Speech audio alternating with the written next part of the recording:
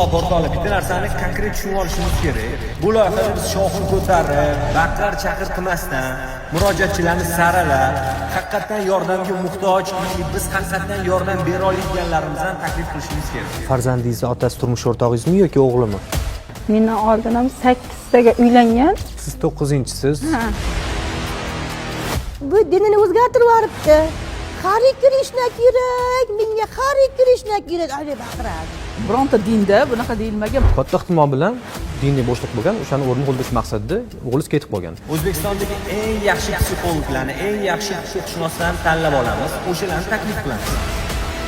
O'g'irlab ketmay, sizlarga murojaat qilib olyapman. Davlat o'zini fuqarosini boshqa bir davlat fuqarosiga berib qo'ymaydi. Mana shu huquqiy savodxonligimizni yo'qligi shunday holatlarga olib keladi-da. Shunaqangi onalarni bilaman borku, yirtib oladi kerak bo'lsa borib, bolami deyapti. Hozir o'z oyingiz bilan aytdingizki, meni turmush o'rtog'im fikrlari bo'lmagan dedingiz. O'g'liga ta'sir o'tkazardi, o'g'lini o'zini fikri yo'q edi.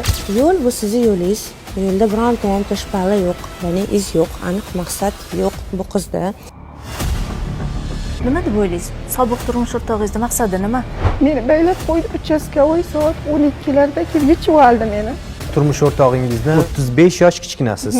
Xuddi shunday. Proyektni ko'rganlarga ham naf qilsin. Kelgan murojaatchilarga shu narsani hammamiz birgalikda nazorat qilishimiz kerak.